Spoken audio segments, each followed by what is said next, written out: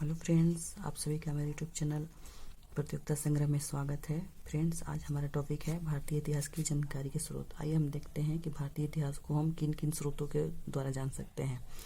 इसको हम मुख्यतः दो भाग में बांट सकते हैं। पहला है साहित्यिक और दूसरा है पुरातात्विक। साहित्यिक स्रोत को भी हम तीन भागों में बांट सकते हैं। पहला है धार्मिक साहित्य, जो धर्म से संबंधित हो, जैसे ब्राह्मण साहित्य है, बौद्ध साहित्य है, जैन साहित्य है। दूसरा है धर्मेतर साहित्य, जो धर्म से इतर, जो धर्म से संबंधित ना हो, धर्मों को छोड़कर। तीसरी है वंशावलियाँ। अब इन धार्मिक साहित्यों को हम अलग अलग भागों में बांट सकते हैं। पहला है ब्राह्मण साहित्य। इस ब्राह्मण साहित्य में सबसे प्राचीन ग्रंथ है वेद।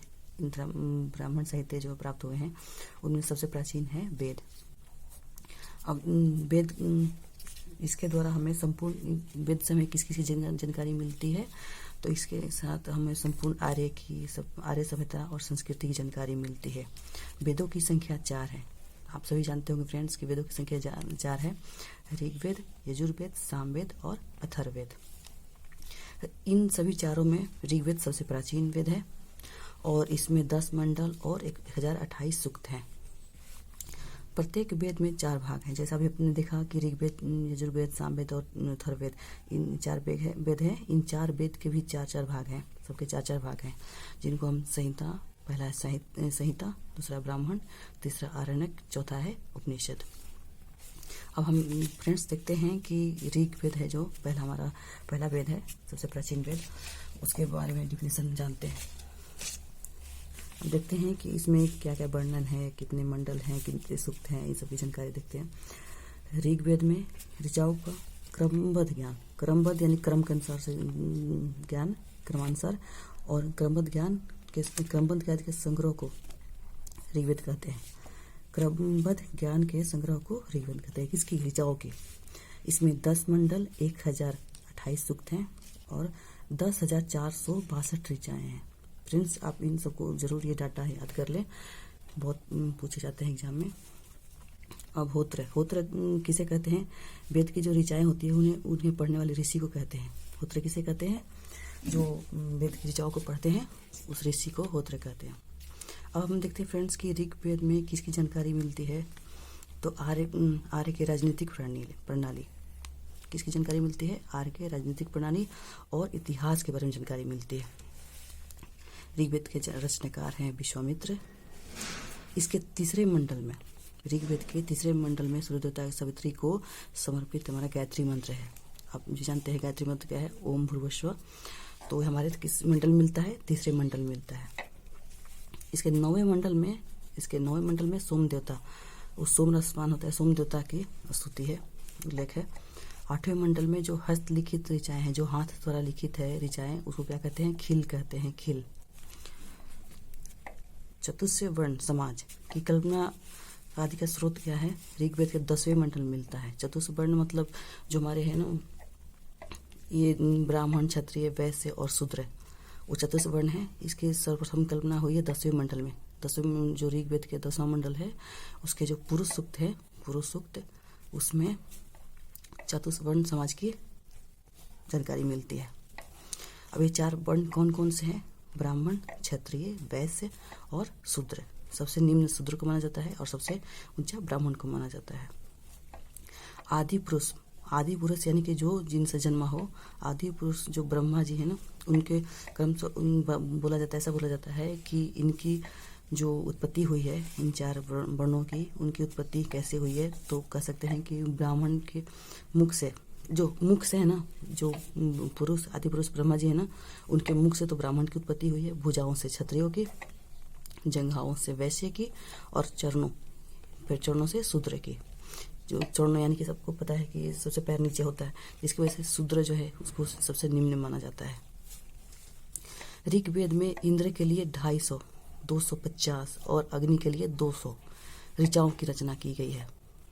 आप ये जरूर डाटा याद रखें कि इंद्र के लिए 250 और अग्नि के लिए 200 ऋचाओं की रचना की गई है। आप एक नोट डालकर लिख सकते हैं फ्रेंड्स कि प्राचीन साहित्य के साधन के रूप में वैदिक साहित्य में ऋग्वेद के बाद शतपथ ब्राह्मण का स्थान आता है। किसका? शतपथ ब्राह्मण का स्थान आता है। और ऋग्वेद के दूसरे और सातवें मंडल में ऋचाएं जो होते हैं वो सबसे प्राचीन है, यानी सबसे पहले लिखा गया है, यानी प्राचीन है। और जो पहला और 10वां ऋग्वेद का पहला और 10वां जो मंडल है वो सबसे अंत में जोड़ा गया है।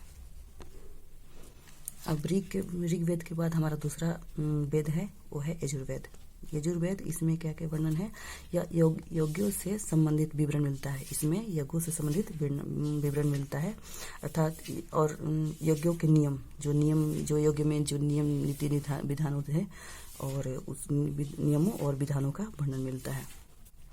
स्वसर पाठ के लिए मंत्र और बलि के समय अनुपालना के लिए नियमों का संकलन है। किसमें? स्वसर पाठ अपन जो बोल के पाठ करते थे वो, और बलि के समय जो बलि दी जाती थी, पशु बलि दी जाती थी, उसमें क्या क्या नियम है, इन सब का संकलन है यजुर्वेद में।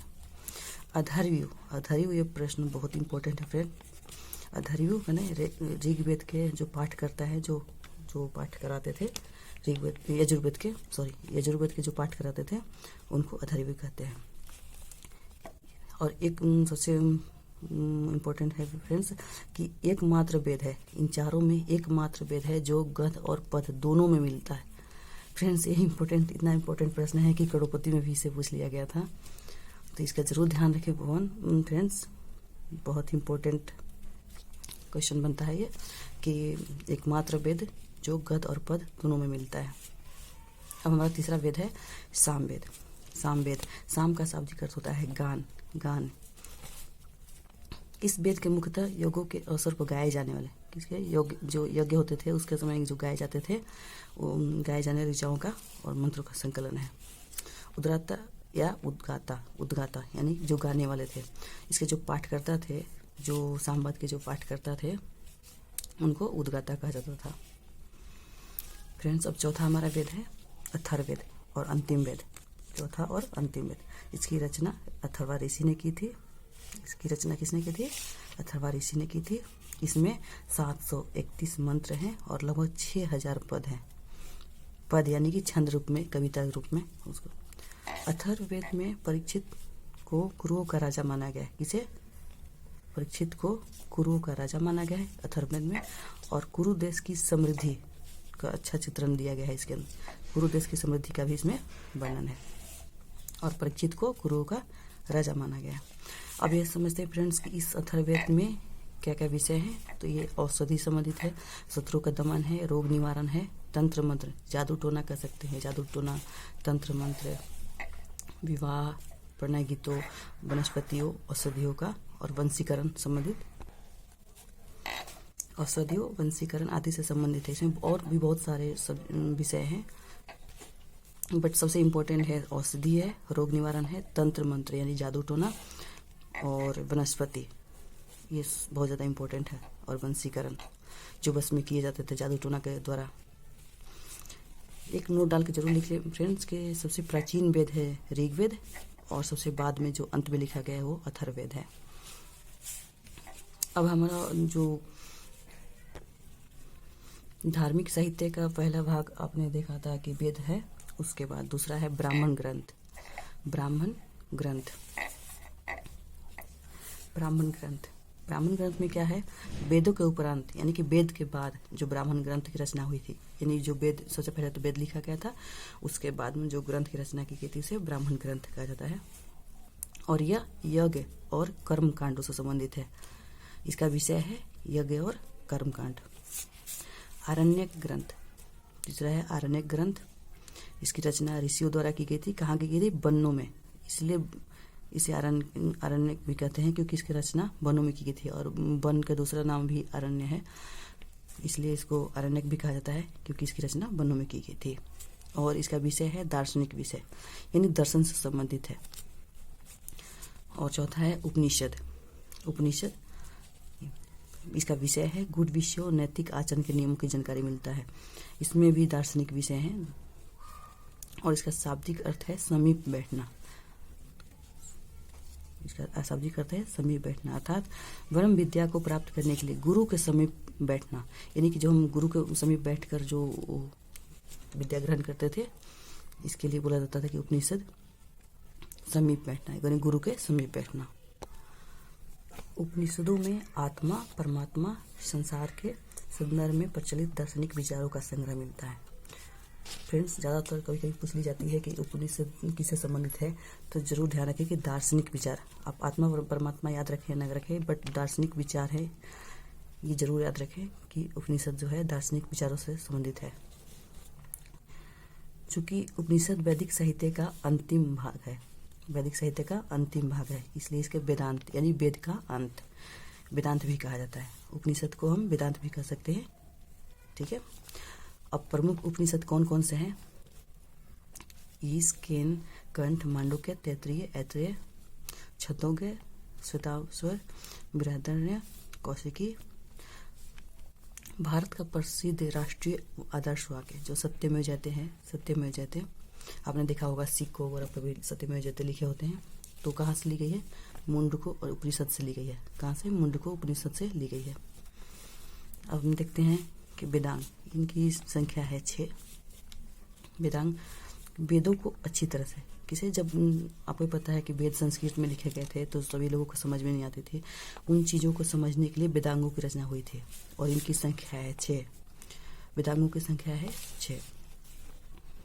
पहला है शिक्षा, दूसरा कल्प, व्याकरण, निरुक्त, छंद और ज्योतिष। अब फ्रेंड्स देखते हैं कि ये शिक्षा, कल्प, व्याकरण किससे संबंधित है। कभी कभी इनके प्रश्न से भी, अंदर से भी प्रश्न बने जाते हैं। अब कल्प है, जो कल्प वैदिक कर्म कांडों को संपन्न कराने वाले निश्चित किए गए विधि नियमों, वैदिक कर्म कांडों को संपन्न करवाने के लिए निश्चित किए गए विधि नियमों का प्रतिपादन ही क्या है? कल्प सूत्र है। शिक्षा, इसमें वाक्यों को, किसे? वाक्यों को स्पष्ट उच्चारण, वाक्यों को स्पष्ट उच्चारण करने के लिए इसका निर्माण किया गया है। व्याकरण, व्याकरण इसके अंतर्गत समास और संधि के नियम और उपसर्ग पढ़ते हैं। आपको पता है कि व्याकरण में उपसर्ग, समास, संधि ये सभी आते हैं, तो उनके नियम का वर्णन है। निरुक्त, निरुक्त शब्दों का अर्थ क्यों होता है, कोई भी शब्द है उसका अर्थ क्यों होता है, यह बतलाने वाले शास्त्र क्या है? निरुक्त कहलाते हैं। छंद, वैदिक साहित्य में मुख्य रूप से गायत्री, त्रिस्तूप, जगती, विरति आदि छंदों का प्रयोग किया गया है। ज्योतिष, इसमें ज्योतिष शास्त्र का विकास को दिखाया गया है, इसमें ज्योतिष शास्त्र के विकास को दिखाया गया है। चलिए फ्रेंड्स, इन शॉर्ट अब हम एक जगह सभी को देख लेते हैं। ग्रंथ में कौन कौन से हैं? ऋग्वेद, कृष्ण, यजुर्वेद। इन यजुर्वेद के भी 2 भाग हैं, एक कृष्ण यजुर्वेद, एक शुक्ल यजुर्वेद, और एक सामवेद है और एक अथर्ववेद है। इसके उपवेद कौन कौन से हैं? तो ऋग्वेद के उपवेद हैं आयुर्वेद, शुक्ल यानी कृष्ण यजुर्वेद के इसके उपवेद नहीं है, तो शुक्ल यजुर्वेद के जो उपवेद हैं ये हैं धनुर्वेद, और सामवेद के उपवेद हैं गंधर्ववेद, और अथर्ववेद के उपवेद हैं शिल्पवेद। अब ऋग्वेद के ब्राह्मण ग्रंथ कौन कौन से हैं? तो ऐतरेय और कौशिकी। ऋग्वेद के ब्राह्मण ग्रंथ हैं ऐतरेय और कौशिकी, और कृष्ण यजुर्वेद के ब्राह्मण ग्रंथ हैं तैत्तिरीय, और शुक्ल यजुर्वेद के ब्राह्मण ग्रंथ हैं शतपथ ब्राह्मण, और सामवेद के ब्राह्मण ग्रंथ हैं पंचविश ब्राह्मण, और अथर्ववेद का गोपद ब्राह्मण। अब आरण्यक कौन कौन है? तो ऋग्वेद के आरण्यक हैं ऐतरेय और सांख्यायन, और कृष्ण यजुर्वेद के आरण्यक हैं तैत्तिरीय, और शुक्ल यजुर्वेद के आरण्यक हैं बृहदारण्यक, और सामवेद के आरण्यक हैं जैमिनीय, और अथर्ववेद का कोई नहीं। उपनिषद हैं, ऋग्वेद के उपनिषद ऐतरेय और कौशिकी, और कृष्ण यजुर्वेद के उपनिषद हैं तैत्तिरीय, कंठ और श्वेताश्वर, और शुक्ल यजुर्वेद के उपनिषद हैं ईशावास्ता और बृहदारण्यक, और सामवेद का उपनिषद है छंदोग्य और केन, और अथर्ववेद का उपनिषद है प्रश्न, मुंडक और मांडुक्य।